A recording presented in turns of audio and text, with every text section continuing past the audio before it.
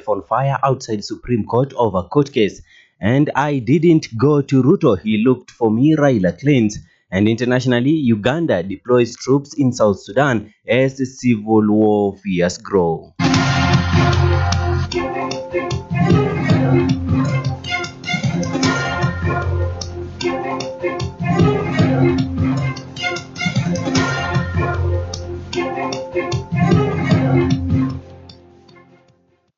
Assalamu alaikum wa rahmatullahi wa barakatuh and welcome to Iqra News Full Bulletin. My name is Abdulhamid Suleiman. A man set himself on fire outside the Supreme Court in Nairobi over what he termed as delayed justice. The victim, identified as James Kipira, according to documents found with him, sustained serious burns following this morning incident. He was rescued and rushed to the hospital by an ambulance from the Nairobi County government. Witnesses said he arrived at the precinct in the morning and pretended to talk to security officials there before he embarked on his mission. Witnesses said he poured the petrol on his neck and reached out to a lighter he had in his pocket. By then, security at the court had spotted him. He had carried a bundle of documents, and as the fire spread on his body, he tried to rescue himself. He removed his jacket and threw it a few meters away before also removing his shirt, which had caught fire. He then stumbled and fell a few meters ahead outside the gate as security at the courts rushed out with a fire extinguisher to help him. And former Prime Minister Raila Odinga has defended his cooperation with President William Ruto, claiming that it was the head of state who looked for him to help stabilize the country. Speaking during a funeral service in Kiambu County, Raila dismissed criticism over his recent deal with Ruto, stating that he could not stand by and watch Kenyans struggle, especially after losing the African Union Commission AUC seat. He emphasized that his decision to collaborate with Ruto was driven by the need to address key national issues, including the controversial Social Health Authority (SHA) and overtaxation, especially through housing levy.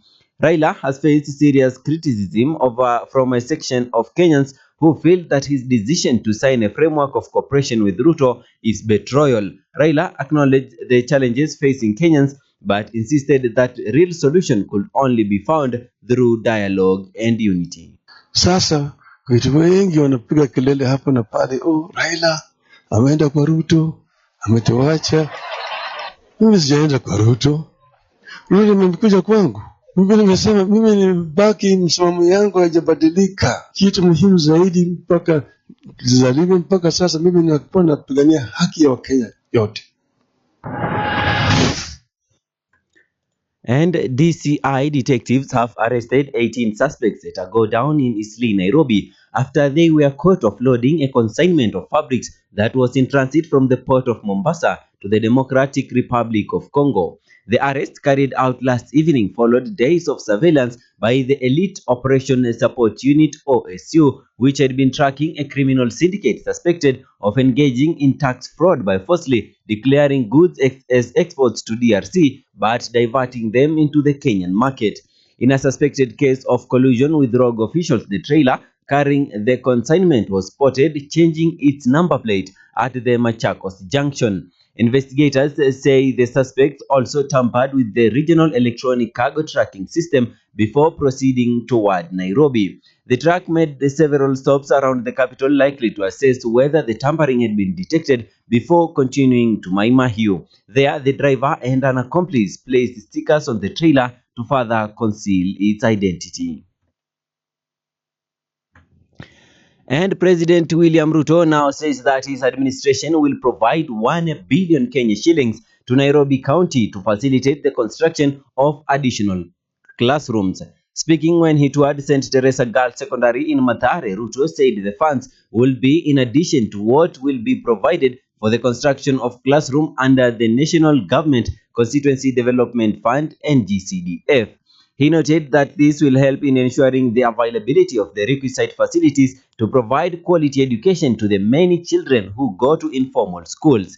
The president went on to say that he will support the construction of at least 10 new classrooms at St. Teresa Girls Secondary and another 5 at St. Teresa Primary School. Ruto further donated 5 million shillings to help in equipping a new dormitory for the girls. He insisted that Nairobi must take its rightful place in terms of development and education by ensuring all children have access to quality education. This is 95.0 Iqra News.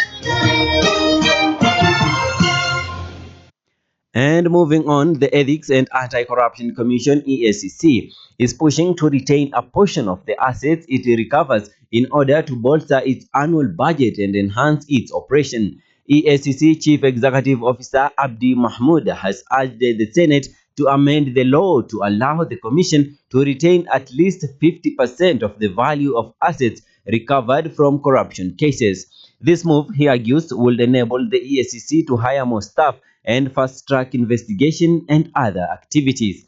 If approved, the amendment could see the EACC budget increase by 2.5 billion annually based on the value of recovered assets, supplementing its current allocation amid a budget shortfall. The Senate County Public Accounts Committee has supported the proposal, recommending a legislative amendment that would allow the EACC to retain at least 50% of the over 5 billion it recovers every year.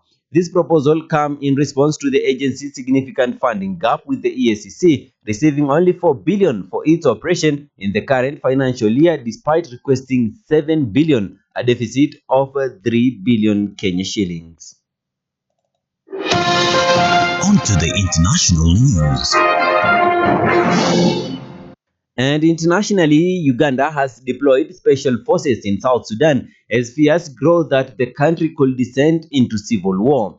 Kampala's military chief announced that the troops had been sent to help secure Juba, the capital of Uganda's northern neighbor. Tension between President Salva Kiir and First Vice President Riek Machar are spiraling as a power-sharing deal unravels and clashes have erupted. The military chief did not elaborate on how long the troops will be stationed in Juba or if Uganda had been asked to aid Kiir. Sporadic fighting has broken out in South Sudan in recent days as tension threatens to pull Kiir and Machar back into the conflict. The pair signed a peace deal to bring a 5-year civil war to an end in 2018. Kiir's government detained 2 ministers and several senior military officials allied with Machar last week. Dozens of soldiers and a general were killed in the northern town of Nasir amid clashes between the South Sudanese army and the White Army militia, which Kiir has linked to Machar. That's all for updates at this hour. My name is Abdulhamid Suleiman. Do tune in at 6 p.m. for this and more updates. Ramadan Mubarak.